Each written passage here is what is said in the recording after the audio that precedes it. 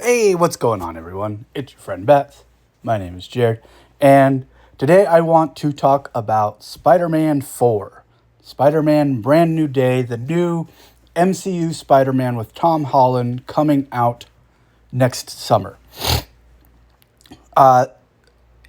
From what I remember, I don't remember his name off the top of my head, but from what I remember, they were saying it's going to be the same director as Shang-Chi, and I love that movie. That movie is fantastic as when it comes to the pacing, the story that they told. And I'm one who's read the old Master of Kung Fu.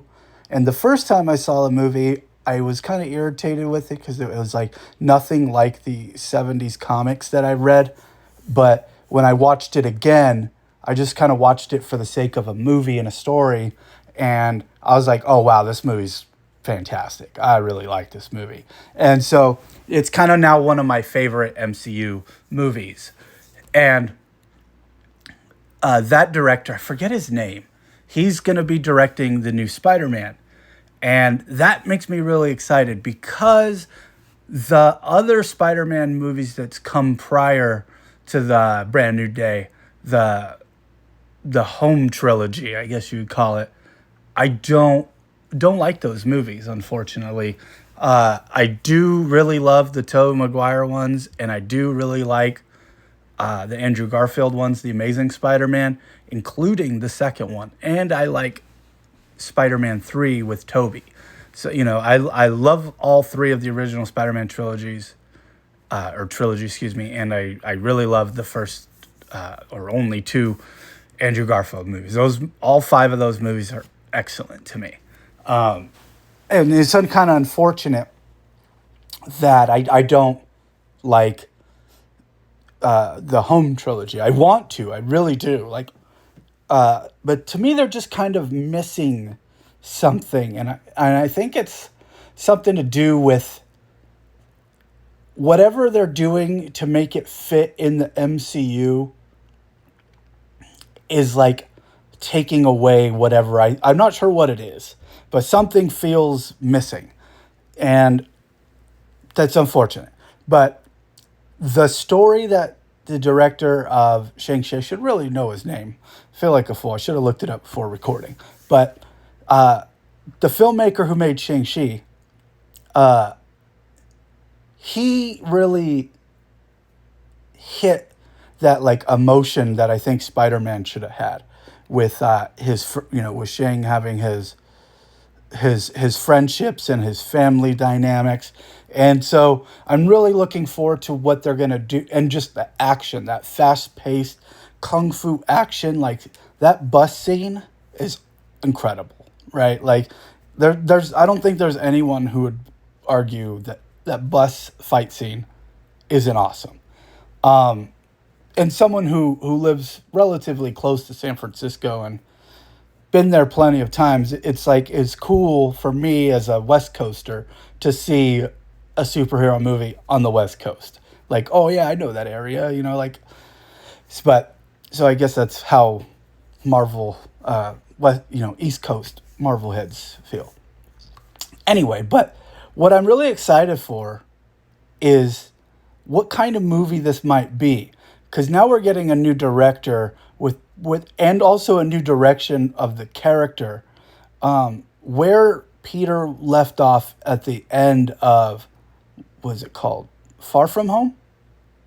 No, that's the second one, No Way Home, right?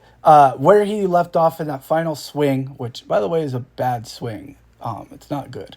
The I'm interested on what Peter's gonna be like, as a character. And I think what I personally want to see is Peter actually now learning the responsibility of what it is to be Spider-Man.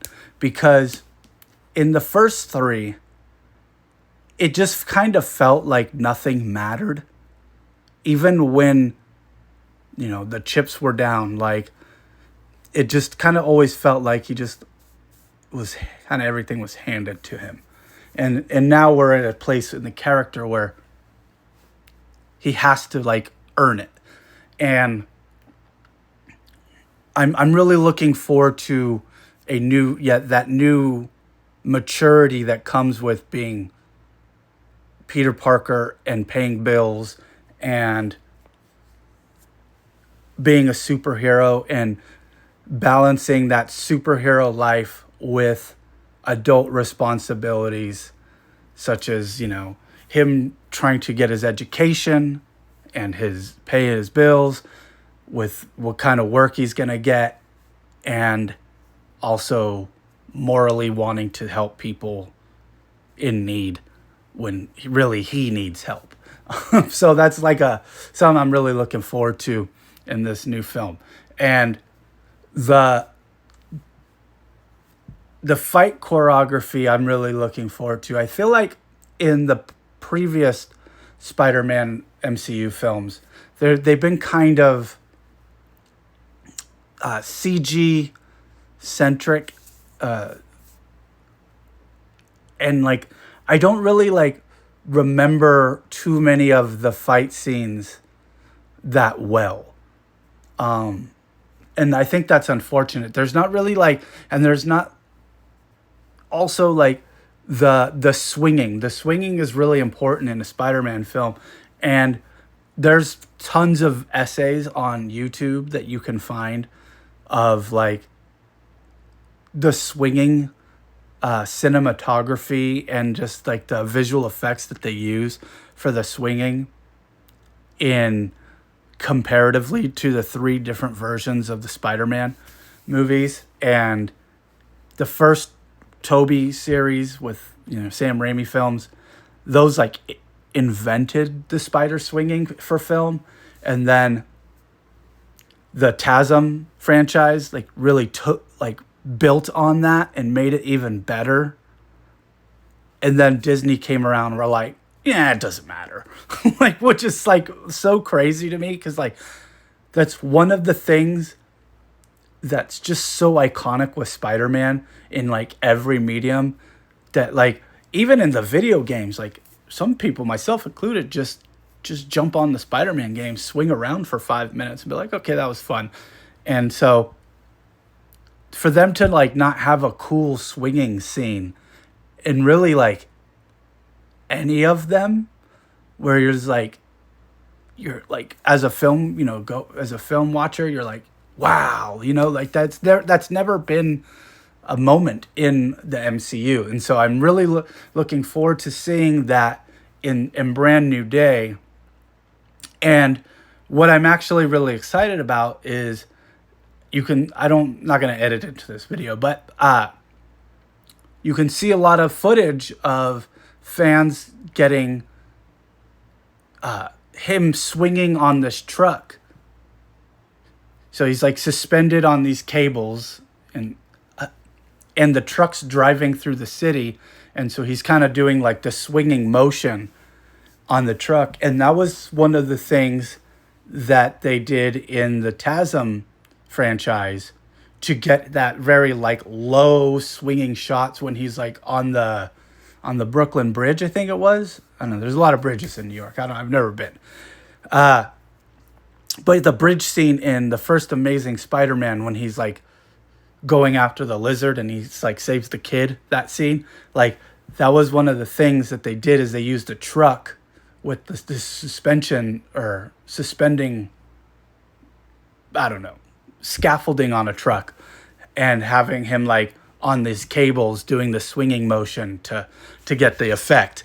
And they're doing that in this new one, which really makes me happy, because I'm oh, we're going to get some good swinging. The guy who gave us the fight scene in the bus, and just a lot of that Shang-Chi fight on the scaffolding on the building, a lot of the fight scenes in Shang-Chi were incredible.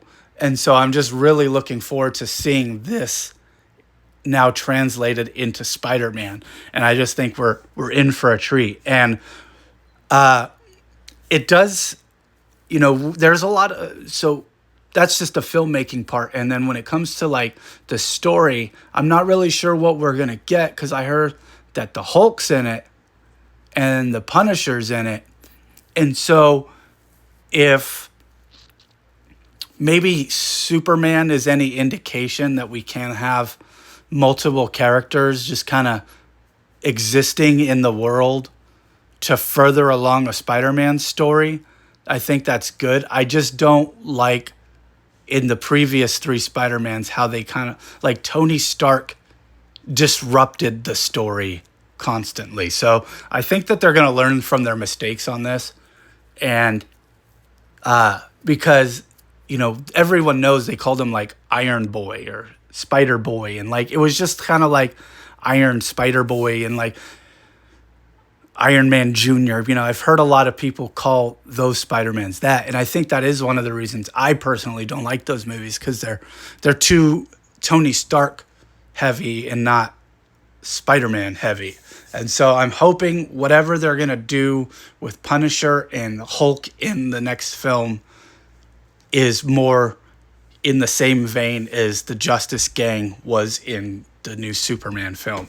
And so really looking forward to this new Spider-Man film. I'm very excited. I'm very happy we're getting this new Spider-Man film. And goodness gracious, look at the suit. It's fantastic. Can't wait. So thanks for watching. Catch you guys in the next one. Peace.